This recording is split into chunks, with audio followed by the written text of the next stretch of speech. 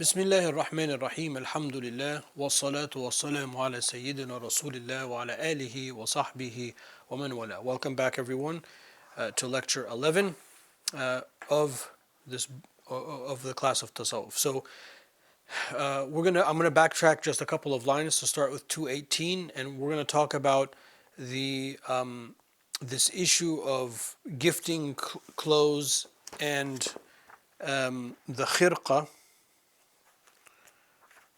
Um, that is a part of tasawwuf, which is a sign of companionship. And the khirqa. So usually when a sheikh will write about his authorization in tasawwuf, he'll say, this is who I took the dhikr from, and this is who I took the khirqa from. The khirqa is just an article of clothing, and it's a symbolism for companionship. And usually the sheikh will give the murid an article of his clothing, or put on him like an abaya or a jubba or a turban or something like that, or a hat. And this is just like a sign of it's like a symbol for companionship. So there's a little bit of section on that, and then he gets into the section on asking for money, uh, assuming therefore that most of the people of the path are completely dedicated to the act of worship. Of course, you don't have to do it that way. You can have an active, public secular life and job and whatnot. But this is the context that he's coming from. So when can you ask? When can you not ask? Begging, those kind of things, because oftentimes those are associated with asceticism. So we need to talk about that and explain it, because there can be some things that are un-Islamic about that process. And then if we have time, we're going to get into the section on travel, because travel is a big part also. How do you travel to go to the sheikh or be with the sheikh, or to find the sheikh, or to journey, and the adab of traveling. So these are kind of three other subtopics that we will find in the literature of tasawwuf, and then hopefully we can do them justice. I also noticed that I'm a little bit behind, so probably not in this lecture, but probably in the last four lectures, I'll probably just pick up a little bit more speed so that we can finish on time, inshallah, and we'll begin the discussion in the next clip. See you soon. Okay, so we begin the way we normally begin, which is turn to the original text. I'm going to begin, as I said, in verse 218. Bismillah ar-Rahman ar-Rahim. قال المصنف رحمه الله ونفعنا بعلومه وَنَفَعْنَا اللَّهُ بِعُلُومِهِ فِي الدَّارَيْنِ أَمِينَ. So Ibn al-Banna, he says, may Allah Ta'ala have mercy on him, and may we benefit from his knowledge in this world and the next. وَكَرَّهُ الْخَلَعَ عَلَى الْمُسَاعَدَةِ لِأَنَّ فِيهِ كُلْفَةً الْمُعَانَدَةِ. They dislike taking off clothes as a support because the burden of competition is in it. Meaning that when you go to somebody, the Arabs, they used to have, kind of still have like this habit that they'll take off like their shawl or their jubba, they'll give it to you as a sign of reward. And then that can become just ostentation, because then people can start competing in that. So that's usually not how we do things, is what he's saying. 219 وَمَنْ يَكُنْ يَخْلَعُ عِنْدَ الْحَالِ فَلَا يَجُوزُ رَدُّهُ بِحَالِ. The one who removes his clothes by state must not be stopped by any state.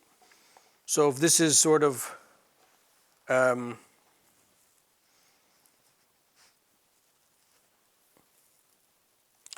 if this is something that comes naturally, then you can't go back on it, because it's an act of sadaqah to give somebody something, so you don't go back on it. And if it happens naturally, then it's accepted. It's because it's a natural thing. 220. إذ كان كل عائد في هديه كالكلب ظل عائدا في قيئه. Because the one who takes back his sadaqah is like the dog that returns his own vomit. And this is, directly the paraphrasing of the hadith of the Prophet ﷺ. So if you give somebody something, you don't take the gift back. I mean, that's a really lowly thing. And unfortunately, there are people who have that habit. It's a possessive thing. I don't know, sort of a cultural thing, but I have seen people that have that habit. It's very bad. And that's something that you just, in general, is an Islamic habit. We need to stay away from that. Okay, 221. وحكمه في أفضل الأحكام رأي العراق ليس رأي الشام.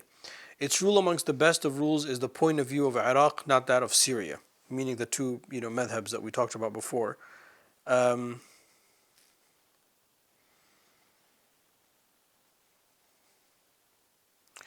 So there's just a difference of opinion. The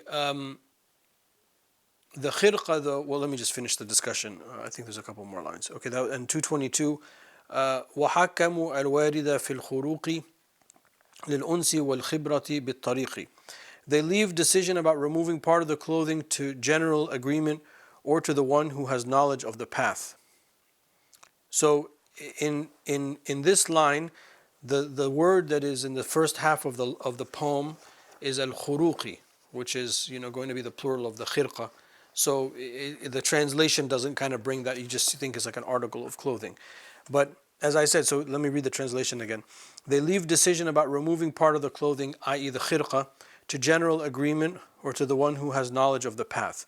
So when you find somebody who is worthy, when you find somebody who is firm in the path, then the sheikh gives them a khirqa and puts it on them. He doesn't give it to them that they take it. It's the sheikh's clothing, but like the sheikh will take off his cloak or his shawl and he'll put it on the student, and he's this is the khirqa, and he'll tell him about that, and it's a sign of you are a companion of the sheikh, and he's kind of honoring your seriousness in the tariq.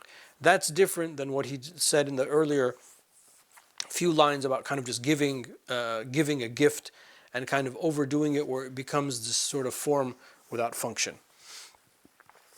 223, والسقط مردود بلا خلاف وقدر هذا في السماع كافي. If something falls from the faqir, it is returned to him, and this amount is enough concerning sama'. So, I mean, obviously, if somebody's in the gathering and they lose something, you got to give it back to them. You don't pocket it yourself. And, tasawwuf tends to bring about, people from all walks of life. Usually, in my experience, it brings about people who have, baggage. They're carrying baggage. They might have mental illness and ailments. People that come from different socioeconomic backgrounds. So the reason we have these type of rules, and then these type of rules obviously apply to any type of gathering, that there's an adab, that kind of a decorum and a courtesy that we have to maintain in our Islamic gatherings, whether it's the sama' or whether it's not the sama', just sort of like a lecture or something like that, at the university. So that's something that needs to be we need to be reminded of. So let me just, because he's going to talk about travel next, let me just summarize this idea of the khirqa, because it came very quickly. So the khirqa is something that goes back to the Prophet ﷺ. He gave poets his burda, and he gave articles of clothing to the different types of companions. So there's the sunnah. That's where the sunnah comes from. So in tasawwuf, we basically have two chains of transmission. We have one chain of transmission, which is a chain of transmission of dhikr. The dhikr, as we said in the beginning, and as we discussed heavily in the section of sama', the dhikr is the vehicle, or is the tool that we use, the main tool that we use in tasawwuf to advance our pathway to Allah subhanahu wa ta'ala. And then therefore that dhikr needs to be taught, and it needs to be passed in this unbroken chain from sheikh to sheikh, from the Prophet ﷺ all the way to our time. And then there's the chain of transmission of companionship. Many times both of them are in the same sheikh to the same murid, but they can be separate. And oftentimes in the books of the people of tasawwuf in the past, when they write their ijaza or their chains of transmission, they'll talk about it differently. That I spent time with this sheikh, or I spent time with this sheikh, and maybe those are mashaykh that are outside of my order, but I have reached a firm level in my own order that I can have the permission from my sheikh to visit fulan and allan, etc. And then that becomes the ijaza of khirqa, of companionship, and that's sort of where it comes from. So where he wants to focus on that type, which is part of tasawwuf. Okay, now starting with 224, he's going to talk about traveling. He says, rahimahullah, مذهبهم في جولة البلدان زيارة الشيوخ والإخوان. Their school, or their school of thought, in travel through countries or regions is to visit the sheikhs and the brothers. 225. ثم اقتباس العلم والآثار أو رد ظلم أو للاعتبار. Then to acquire knowledge and hadith, or for repayment of obligations or contemplation. 226. أو للخمول أو لنفي الجاه أو للرسول أو لبيت الله. or for obscurity, or to negate position, or to the Prophet ﷺ, or the house of Allah Jalla wa Ala. Okay, so there's a lot going on there, so let's talk about these last three verses. So, one reason why we travel, as is discussed amongst the people of Tasawwuf, is I'm going to go meet my Shaykh, or I'm going to visit a Shaykh, or I'm going to go visit my brothers in the tariq because there's a zawiyah somewhere else, and they had, I don't know, a festivity or something, or a newborn, or a new graduate, or they have something sad, somebody passed. I'm going to go pay my condolences, and I'm also going to spend time with my ikhwa, my brethren in the tariq, and we're going to have the hadra together and listen to some qasa'id, things like that. So that's one reason why we travel inside the tariq, and therefore the zawiyas. The Shaykh of my Shaykh, Abdullah bin Sadiq al-Ghumari radiallahu anhu, he says that his family zawiyah in Tangiers and throughout the different parts of Morocco, he even says in one of his books, they're more like hotels. Al-Fanadiq, he says, more than, so they're like a hostel, maybe hostel is the better translation, is that they're places where if you're in the tariq, you can go and stay there for a couple of nights, have diyafa, they'll give you food, free food for up to 3 days, because that's the sunnah of the Prophet ﷺ, and then you can move on, and this is, in the pre-modern world, this was a tremendous way how people traveled. And then he says, or to acquire knowledge in the hadith, so you travel to learn, or the travel for the hadith. The travel for the hadith is the first established sunnah of traveling for the sake of knowledge. And I think it's Al-Baghdadi, rahimahullah, who has a book on, maybe one or more, or a couple of books on the different ulama of hadith who traveled, even just to listen to one hadith. So traveling in the time of the Salaf, the first 400 or 500 years of Islam, to listen to the hadith, now they're all codified. That was the sunnah. Also still till today, to travel to learn. And then he says, repayment of an obligation or to contemplation. So I owe somebody something, I got to go travel to give it to them. To contemplation, I just want to see other parts of the world and see what they're like and think about them.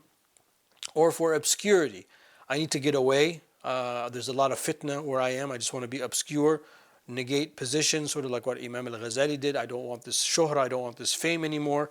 Or to go visit Medina and visit Rasulullah sallallahu alaihi wasallam, or to go to Umrah and or Hajj. Okay, so see, these are some of the basic reasons why we will travel, and we'll pick up this discussion in the next clip, inshallah. Okay, verse 227. A couple of verses on the adab of traveling. He says, rahimahullah, وَلَمْ تَكُنْ أَسْفَارُهُمْ تَنَزُّهًا بَلْ كَانَ فِيهَا نَحْوَهُ التَّوَجُّهَ. Their travels are not excursions, their direction is towards Allah subhanahu wa ta'ala. So even if it's to contemplate like a retreat type situation, or attending a conference, whatever, any of the things that we just talked about, the outward and the inward reason behind the travel is not for an excursion. You're going there for something related to strengthen your relationship to Allah subhanahu wa ta'ala. Which also reminds us that when we travel, and traveling is a part of life, we have to make sure that we have an intention that when we travel, so we don't lose the opportunity. We don't lose the spiritual opportunity of doing something beneficial in the travel. So one or more of these reasons should be in the back of our minds. 228. وَلَمْ تَكُنْ أَيْضًا بِلَا اسْتِئْذَانِ لِلشَّيْخِ وَالْآبَاءِ وَالْإِخْوَانِ. Their travel is not without permission from the sheikh, the fathers, their parents, or their brothers. So it is a sunnah that the murid asks the sheikh permission before travel, either to go visit the sheikh, or if it's like, I want to go study in such and such region, and I hear that there's a good set of teachers and students there, so I'm going to ask my sheikh, do I have your permission to go to Baghdad to study, or to Dimashq to study, or something like that. And of course your parents, because they might need you, or in your service to them. 229. وَلَمْ يَكُنْ ذَلِكَ لِلْفُتُوحِ أو لامرئ مبتذل ممدوح. 229 again. وَلَمْ يَكُنْ ذَلِكَ لِلْفُتُوحِ أو لامرئ مبتذل ممدوح. It is not for asking charity, or for a man who gives and is praised. So the negating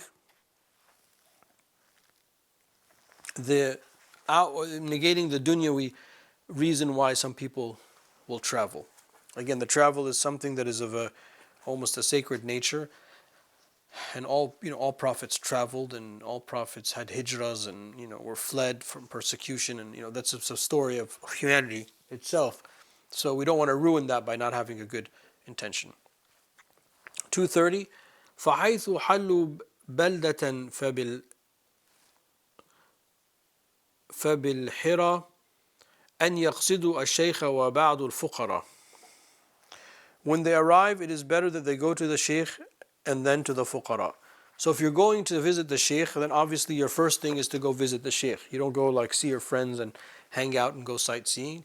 You go to the sheikh first, because that's the point of the journey. And by doing that first, you also remind yourself that that's why you're doing it. So you kind of keep your priorities straight, and then you see your brethren. That's in the case of going to see the sheikh, when it's feasible. I mean, not if you land at 2 in the morning, don't go see the sheikh. He's going to be sleeping. You go after Fajr. 231. One time, it reminds me. One time, I fell into this problem where I traveled to Cairo, and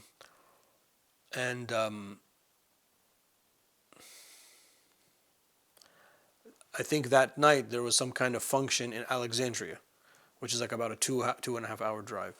And I went with my friends, so I did the opposite of the verse. And I was supposed to see the sheikh, but I had a schedule to see the sheikh, not when I landed. So I wasn't so bad. But then the thing in Alexandria ended up, I don't know why I'm telling you this, but it just came up to my mind. The thing in Alexandria took forever. Like we finished like at 3 in the morning or 2 in the morning. So we drove back, and poor driver, I mean, he was like falling asleep. We drove back, and we arrived. I arrived at the house like as I heard the iqamah of Fajr, and the adhan had already happened, and maybe the iqamah was 20 minutes later. So I prayed Fajr. I was like, I'm out, and then I was out because I was still jet lagged, really, really, really out. And then I woke up, I mean, very late, and I woke up. I had like 8 missed calls from the sheikh, and like a voice like, "Where are you? I'm worried about you." So I called up and said, "Maulana, I'm so sorry. This happened. He had a big chuckle about it. But anyway, so in the modern world, my point is that we want to take these, these immemorial teachings, but we also want to always, as we do with fiqh, we want to find a way to appropriately apply them to our circumstance. Okay, 231. وَإِنَّ لِلْقَوْمِ هُنَا آدَابًا إِذْ جَعَلُوا كَلَامَهُمْ جَوَابًا. The people have courtesy here because they make their speech an answer. 232. فإن تعاطى الشيخ منهم قولا قالوا وإلا فالسكوت أولى. If the sheikh asks them to say something, they speak, otherwise silence is best. So when you go to visit the sheikh, then you have to maintain the proper decorum. Even though you came to visit him, you're not just going to waste his time, blab away, so on and so forth. 233. وواجب على أولي الإقامة تفقد الوارد بالكرامة. It is an obligation on those who are resident to treat the newcomer with generosity. So when somebody comes and visits, us, then we have to show them generosity. When we go to visit them, they're going to show us the generosity. What I mentioned a couple of minutes ago, or in the previous clip, about the diyafa of the hospitality being for 3 days, which is the sunnah. 234. وهو يزور القوم في الحرام وإنما ذاك للاحترام. He visits the people in the protected zone, and that is only a mark of respect. When you go to Mecca, and by extension Medina, to visit the mashayikh there out of respect for the holy place. 235. ويبدأ الوارد بالسلام بالطعام ثم الإكرام. They must greet the newcomer first, then feed him, then make him comfortable. So that's, somebody comes, Ahlan, salam alaikum, alhamdulillah, salama, welcome, I hope your journey was good, please come, we have a snack prepared for you, and here's your quarters, make them comfortable. 236. وكلموه بعدها تكليما تأسيا بفعل إبراهيم. Then they speak to him after that with light conversation, following the action of Sayyidina Ibrahim alayhi salam, when the angels came and he spoke with them. So this is the sunnah of that practice. 237. وكرهوا سؤال هذا الوارد إلا عند الشيخ أو التلامذ. They dislike questioning the newcomer except about his sheikh and students. So you don't overburden them. You're in a safe space now, and accordingly, we're going to give you time and space to rest. 200 and then asking about their sheikh. This is like if somebody comes and visits us that's not from our tariq, and it's like sort of in the modern world, like we say, it's like asking for their credentials. You just want to know where they're, what group are they affiliated with, so you know who's who. 238 وكرهوا تضييعه أوراده كيف وقد جاء إلى الزيادة. They dislike preventing him from doing his awrad. How could they do this when he comes for increase? So they're coming to visit the sheikh to increase their spiritual state. So therefore we also want to give him space, or him or her, the guest, their own space to do their own devotional works and not overburden. So when they're a guest, we are free, and part of our hospitality is to create this space for them where they can thrive for those few days that they're with us. 239 ومن يسافر في هوى النفوس فإنما يؤمر بالجلوس. He who travels for the desire of the self will be ordered to remain seated. It has an outward meaning and an inward meaning, that you're going to be abased and not advance if you are only traveling for the dunyawi purposes. Okay, now we move into 240 about the rules concerning begging, which is one of those things that causes a lot of negative commentary about tasawwuf historically. 240 حكم السؤال عندهم مشروع طورا وطورا عندهم ممنوع. The affair of begging is obligatory for them. لا, مشروع does not mean obligatory. مشروع here means permissible. That's a mistranslation. Let me just underline that so I can make the correction when I prepare the text for you all. So we said,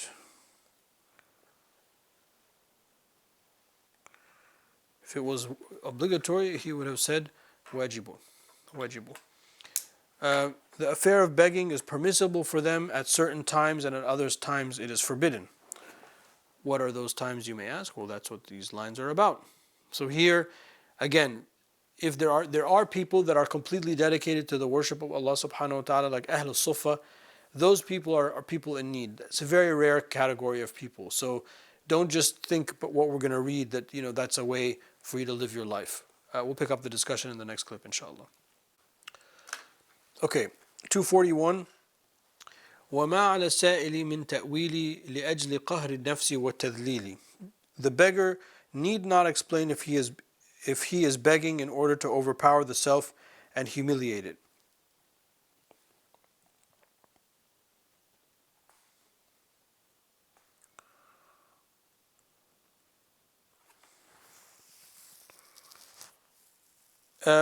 Because the act of asking itself is where the debasement of the self comes from. So there's no need to. It's stating the obvious. 242. فمن أولي الأذواق والأحوال من كان راد النفس بالسؤال. Some of those who have tastes and states are those who exercise the self by begging. So sometimes in some orders you will read that the sheikh will force the murid to go beg to break their nafs, which is a very, very hard thing to do. Asking anybody for help is a hard thing to do. Raising money, for the mosque and charitable work is a hard thing to do. Now imagine having to ask somebody for food to stand on the corner. It's a very humiliating thing. It's a very debasing thing. So sometimes there are tariqas that are like that. My tariqah, for example, is not like that. We don't do that kind of practice because we don't think that it is closer to the sunnah not to do that, but to, work for a living or something like that. But there are, you'll read about tariqas in the past that the sheikh would make their, murid shave their beard and walk around, or at a time where it was like, it meant something, or like, take off your turban and shave half your beard so you kind of like look funny. Or make them spend the night like in a fish joint or something so they smell like fish and like go walk in public spaces. And you will read stuff like that. The point of these exercises is to debase the person who needs that. 243 قالوا ولا خير إذن في العبد ما لم يكن قد ذاق طعم الرد. They say that there is no good in the slave who has not tasted the taste of rejection. Oh, that line. ذاق طعم الرد, to taste rejection. Very, very, very hard on the nafs. I remember when I was in Japan for some work a few years ago, I was surprised to learn that they have like this very, very high suicide rate. And mashallah, Allah Akbar, Japan is such a physically beautiful country. It's like almost like paradise on earth. It's so beautiful. And I mean, the Japanese people seemed so wonderful and hospitable. I didn't reconcile. I didn't understand why would you have a high suicide rate? And they said it's a lot of it's from rejection.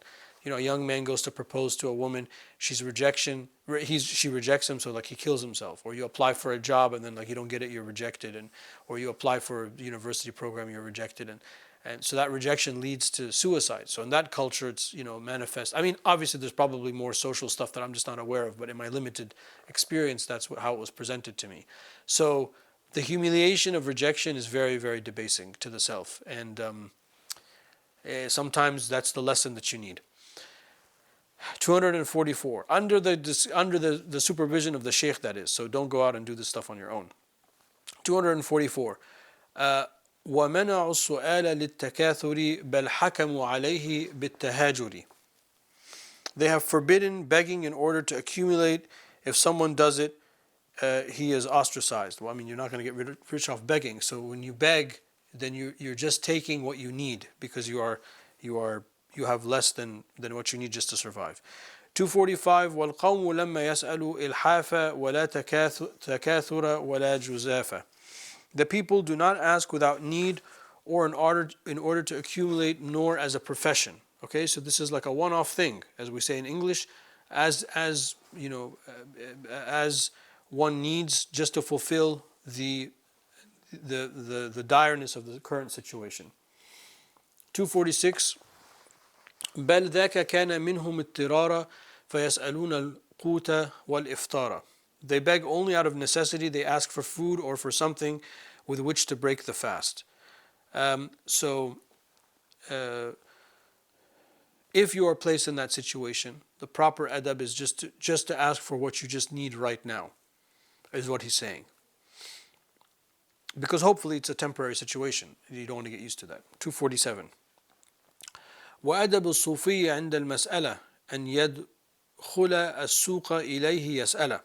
The courtesy of the Sufi, or the adab of the Sufi, the way of the Sufi when begging, is that he enters the marketplace asking him, meaning Allah subhanahu wa ta'ala, and it's a public space, so the humility is going to be even higher. 248, لسانه يشير نحو الخلق وقلبه معلق بالحق. This comments on the first one. He says his tongue is pointed towards the creation and his heart adheres to the real. So if you're, God forbid, may Allah subhanahu wa ta'ala never debase us in this way in this dunya or in the akhirah, but if you're in a situation where you have to ask, he's saying you're going to ask with your tongue, but your heart is asking Allah subhanahu wa ta'ala. So you know that you are not relying on the people, you are relying on Allah subhanahu wa ta'ala, and He has placed you in this condition at this moment, and inshallah, that's the thing that you got to do, because you got to eat or else you're going to die. But that's it, and then you're not attached to the people, so therefore you won't be deceivious to people, lie and steal from them, etc. Out of necessity. Let's see how many. So far, so good. We've done a lot so far. Okay, 249. وكره سؤاله لنفسه ثم أباحه لأهل جنسه. They dislike begging for themselves and they allow it for His people. Allah's people,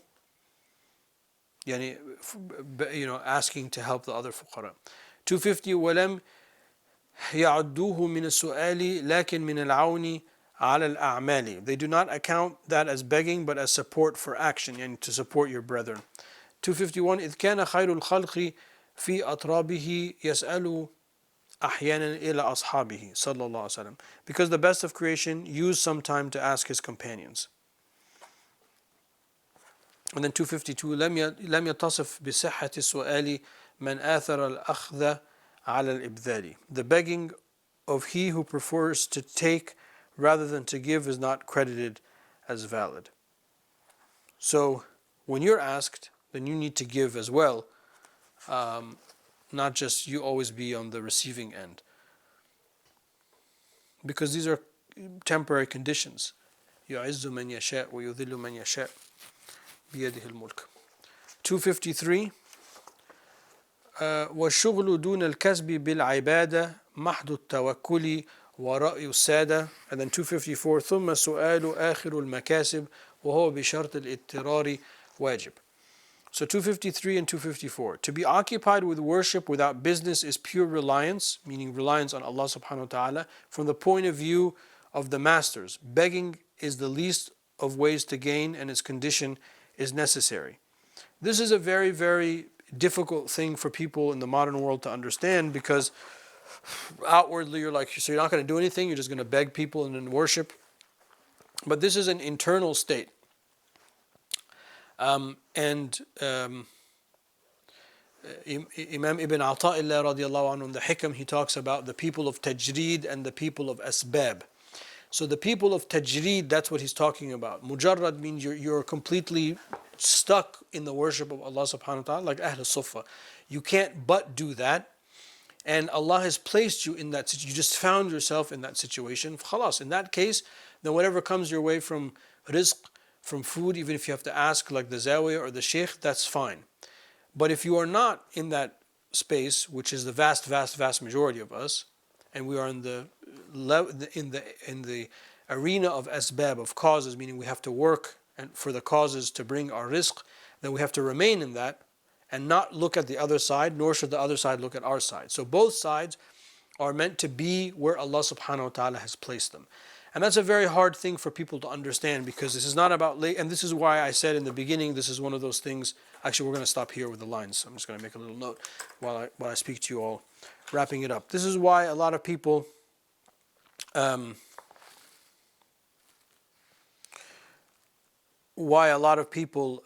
have bad things to say about tasawwuf in the past, because they don't understand this. They don't understand that this is a spiritual disposition, and they don't understand that there are people like that have been called to Allah Ta'ala's worship and His khidmah and His teaching, like the Abdal, of the Sham, the Prophet ﷺ said in the Hadith. I mean, those type of people exist. But you can't want to do that. In other words, you have to be called by Allah to do. It's not like a job that you apply for. Okay, that's it. I'm not going to do anything. But there are some people that find themselves in that situation, and those are the type of people that he's addressing. Anyway, we'll put a pin in it here. Wallahu ta'ala a'la wa a'lam wa sallallahu ala sayyidina mawlana Muhammad wa ala alihi wa sahbihi wa sallam. Okay, alhamdulillah, we actually covered quite a bit of ground from line 218 to 254. So I'm feeling that we're not as far behind as I originally thought. So we talked about in the beginning. What did we talk about? Let me go back. Please forgive me.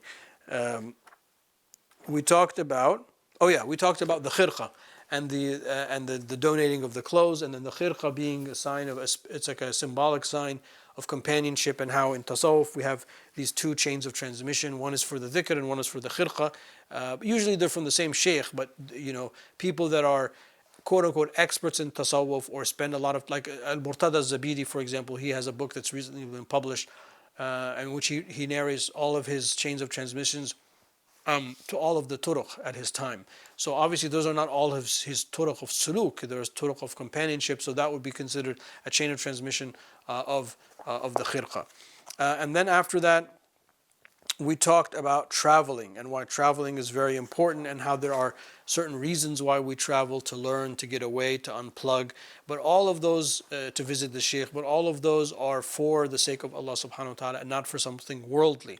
Even if outwardly it looks worldly, inwardly it's really for the sake of Allah subhanahu wa ta'ala. And then we also talked about the importance of traveling to visit the sheikh or a sheikh, and therefore the hospitality that is due to the person that's visiting, and the rules of the hospitality that entails, and giving that person that's visiting the space and the comfort to continue their worship, and to help them get ready to meet with the sheikh. And then we started talking about begging and being in need and in poverty, and having to ask people for support.